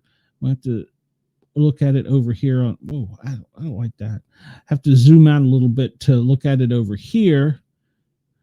Let's move it that way if I can keep it straight. So we see it was over here off the coast of Russia, and it looks as though that it's still got waves being pushed out away from it. So it's still pretty large. And we look at the height, the scale of the waves, and some areas there are still pretty high, and they're moving still towards the Alaska Islands. Looks like down in Hawaii, they're still fairly safe. Looks as though the current tides have changed back to, or current waves have changed back to normal on the West Coast. Doesn't look like there's any more pushing severely in. Australia, it looks as though you're in the good and clear, so nothing to worry about down there. Let's see if there's any difference with the current flow. We look there off of the coast of Russia, and we still see it pushing outward, especially around that center where it was yellow. And, yeah. It's still pushing outward, but not as bad as it was. So we'll look at the wind real quick, since it shouldn't have a whole lot of effect, but it will still be pushing the tides, the current somewhat, the waves, I guess. But yeah, you can see, I should have pulled this up last night and did a screen capture to see what the waves look like coming off of the Russian coast last night. I bet that was impressive. So, all right, let's go on real quick here because we're running out of time. We got about 15 minutes left. Where we were talking about, where they were talking earlier about the be warned because you may be more tired, was up here in this area, Montana's, the Wisconsins, almost down to where you are in Chris, Dakotas, all this area, even over into the northeast, code yellow, code red. The red is where they're talking about the air quality is just horrible. We're gonna look and see, that's probably the smoke density. So we'll see how dense it is here in a second on the smoke map. But yeah, look at pretty much for the top of the country along the Canadian border, from Montana over, code red or code orange. Down in the Gulf of America, looks like from Houston pushing inland to Texas all the way up to Oklahoma City, some code yellow. Those spinning winds down in the Gulf are helping keep us here in the South from having too bad of an air quality day. Let's look real quick. First, we'll look at the fires. We talked about there are 33 fires. All the little red dots here, remember, are just the satellites recorded something. Doesn't mean it's an actual fire. They're still investigating. Believe it or not, they investigate each and every one of these little red dots. We see most of the fires. Well, all the fires are on the west coast to the Great Plains, back over almost to the Mississippi, but they stop pretty much the Dakotas, Arizona, California, Oregon, Washington, Montana, Colorado. Those areas are where the largest fires are. All right, so this is the fire and smoke map. If we zoom in, we see the smoke coming down from Canada. That is why the air quality is so horrible in North Dakota, Minnesota, Minneapolis, Wisconsin, Michigan, all the way over to, it's going to affect Boston probably tomorrow, the New England area. And we see down here from Las Vegas that one fire is pushing, the smoke is being pushed out, and it's kind of smoky, heavy smoke there. But yeah, it's pretty heavy, dense smoke covering most of the Ohio Valley, New England region, mid-Atlantic, all the way back to the Midwest, Northwest, the Rockies down to Reno. And we can see that wind is pushing that smoke all the way up. And it's pushing it all the way up through Quebec, almost up to Greenland. All right, let's look at the overall air quality map. And we see we're still getting that flow of dust from the Sierras, and that's helping us. But there's storms forming right into these areas that are being trapped by the dust. They're not really moving because the dust and the wind, they're kind of sitting there. They're not gaining much speed. But when we get cut off from this cold front pushing down through the Canadians, down through the Mississippi Valley, all the way down to the Gulf of America, when that cold front comes out, it's going to push all that dust offshore. The concern is these storms here that have been building and churning a little bit, they're going to be pushed down into warmer waters, and then they're going to start moving as they normally do this time of year, back towards the west and the northwest. And the concern is going to be, will they cross over into even warmer areas of the Gulf of America and even off the shore of the Atlantic? So there's some concern right now about that, because you can almost see it if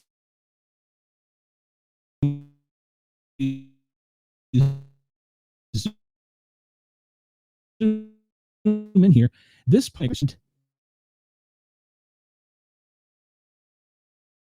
pretty much following to the west of the Mississippi is going to push all that, once it gets down to the Gulf of America, back up to the northeast and cut off that flow of denser, heavier air that's can't really get the electrical charges from the dust.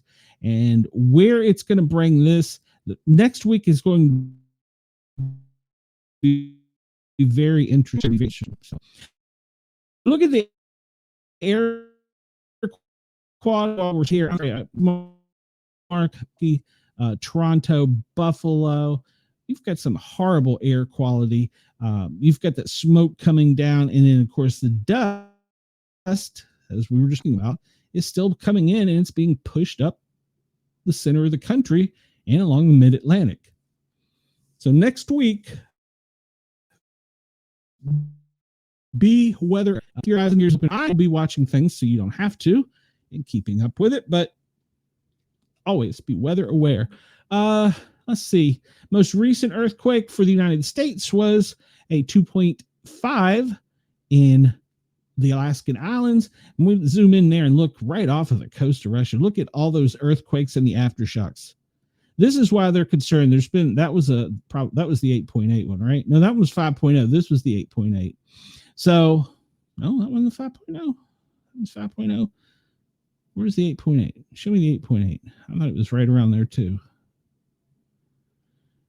This is the reason they're concerned with waves still coming, because if you look at these are anywhere from 4 to 6 on the Richter scale. Where is the 8.0 one, or 8.8? Well, see, you go back so far and it loses it. All right, 6.3, 8.8. There we go. All right, so the 8.8 was right here, and that was, what we say, 20 hours ago. Look at all these others off the coast of Russia that have been anywhere from 5 to 6. And this is why they're so concerned, because this is still turbulent water and it's still being shook up. So that's why they're still concerned, and they haven't lifted everything just yet. So those are the most recent earthquakes.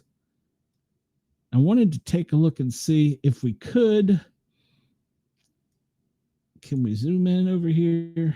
Won't let me? No, it won't let me zoom in. I wanted to see where the volcano was that's causing the issue, but it won't let me zoom in. Nope, that's not it. Volcanoes that was causing the problem here.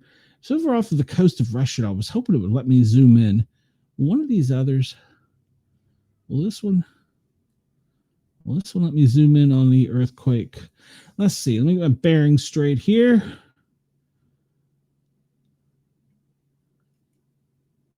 Let's see. Here is active earthquake. Where is the volcano? Look at look at all these earthquakes over off the coast of Russia. Just look at that. Wow. But where is the volcano? Is this the volcano?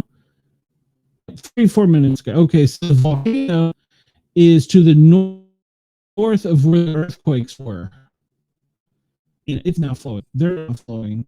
So I don't know how often that volcanic activity occurs, but if we look, that whole area is under extremes right now with the earthquakes that are occurring, that have occurred, and then the volcanic activity that is up here now. Whew.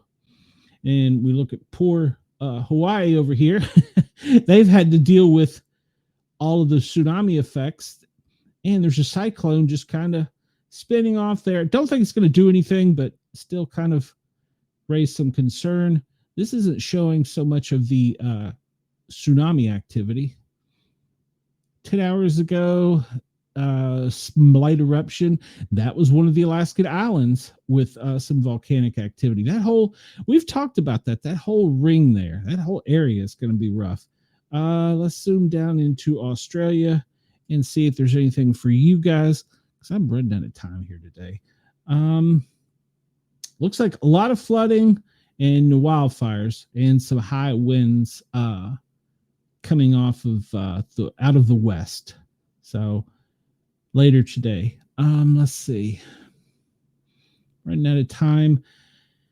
See if we see any military activity. I got a message right after the earthquake that asked me if I thought that the earthquake, now I guess volcano, could have any type of military proponent to it. I don't know the answer to that, to be honest with you. To the person that messaged me, I mean, I guess it could, because I believe at one point Russia said they did have some type of weaponry capable of doing that, but to answer your question, I don't know.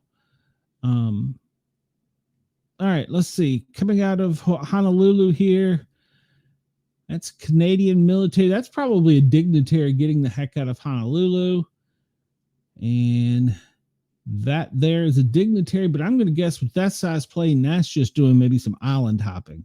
This one coming out of Honolulu is probably en route back to Canada, unless it's got dignitaries that's going to pick up their family over on other parts of the islands. Let's see up here in Alaska, there's any type of activity. Don't see anything. Coast Guard is out patrolling the islands. See that? And what is that? That's a Globemaster, some kind of troop movement or movement of equipment. And that's a tanker. So if there's a tanker there, you know there's aircraft. That's another tanker. So if there's two tankers up like that, then there's at least 60 fighter aircraft that we're not seeing. So Elvis 44. It's funny, some of the names they give these things. I have to go back and look up and see. There are specific names for each one. That's one of the special military jets that's all darked out. All right. And it looks like that tanker has been circling down here in Long Beach. So that means that there are, hey, Denise, all right, no worries. I'm about to get out of here myself. That means there's fighter aircraft down there off of the California coast as well. Zooming out, just kind of take a look here, see if I see anything too odd or unusual. I don't want to get tied in too much to some of these areas, because a lot of these could be operations looking for bad guys, so we don't want to get too crazy. Let's see, that is a troop movement or equipment movement. There is a whole, if you sat and looked at this daily, there is a whole path of movement of things coming and going, and you're going to start to see, this map probably won't show it, but you're going to start to see things being placed closer over to Gaza. And like I said, I really anticipate, see, there's a French military dignitary plane. I really anticipate Saudi Arabian. I really anticipate there's going to be something over there for America, boots on the ground as humanitarian peacekeepers, or I don't know what another name for them would be. So didn't see anything weird earlier. I looked in the FAA flights for NOTAMs. Of course, obviously, they want to keep people away from the wildfires. They want to keep people away from Washington, D.C., Mar-a-Lago. And it looks like they're doing some kind of training down in the Gulf of America. So that's not unusual per se. So I didn't see anything really crazy there. I looked at the maritime traffic, and I didn't really see any disruptions to the flow of tankers or vessels. So that was good news. And let's see. Can zoom out and look at all the balloons up in the air worldwide. Well, at least partially in the world. And you can go check that out for yourself. We don't have an update on the officers or the firefighters. We'll go out of here with Bit Defender as we normally do. I want to thank everybody at Yerg's Radio, Mastiff Media, Right Talk Radio, Left Talk Radio, Center Talk Radio. Yerg's Radio, thank you. I want to thank everybody at Dare Media for allowing us to tickle your ears, and Radio X. I will be back on tonight at 9 p.m. Eastern. You can check out your local time for the Paranormal Guys. I have a show tonight with two authors. Both of them have two really cool novels coming out, paranormal novels. So you can come out and check that tonight and listen to us. We go live 9 o'clock Eastern. We'll be live for 2 hours. We will be on all of the Yerg's Radio Network, you can hear us right here. Or I encourage you, because, well, for some reason, it's probably my angry tirades, I've been losing some subscribers, so I need some help getting that number beef back up. If you can come over, search out the Sportcat shows, Paranormal Guys, 3 words, guys spelled with a Z, G-U-Y-Z, Paranormal, and then guys, G-U-Y-Z. Come over and subscribe.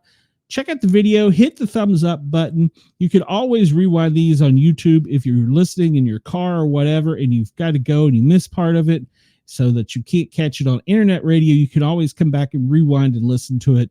I do not delete them, so you can find them there. And of course, in about 24 hours, they'll also be on Spotify, iHeart, Amazon, Apple, all the other places you normally get your podcast delivered. So you can check them out on all those mediums as well. And I upload to Rumble as well. I do not go live on Rumble, but I do upload there because I've got a few fans. So everybody, come check us out. I appreciate you for allowing us to tickle your ears if you're listening on internet radio. And everybody that was brave enough to look at my ugly mug, thank you. So we'll go out of here with Bit Defender. And we see that once again, America is under attack cyberly. Don't open anything you're not expecting. If you're not expecting an email from Nana telling that she's in jail, then don't open it. So everybody have a great day. Sportcat is, I'm out of here. I'm going to have to go take more blood pressure medicine. Y'all have a great day. I will talk to you tonight. Remember, check out the Paranormal Guys. Me, Harley, and I'm not sure if Cheyenne will be on, but it's going to be a good show tonight. Come check us out. Have a great night, everybody. Or a great day. See you soon. Sportcat is out.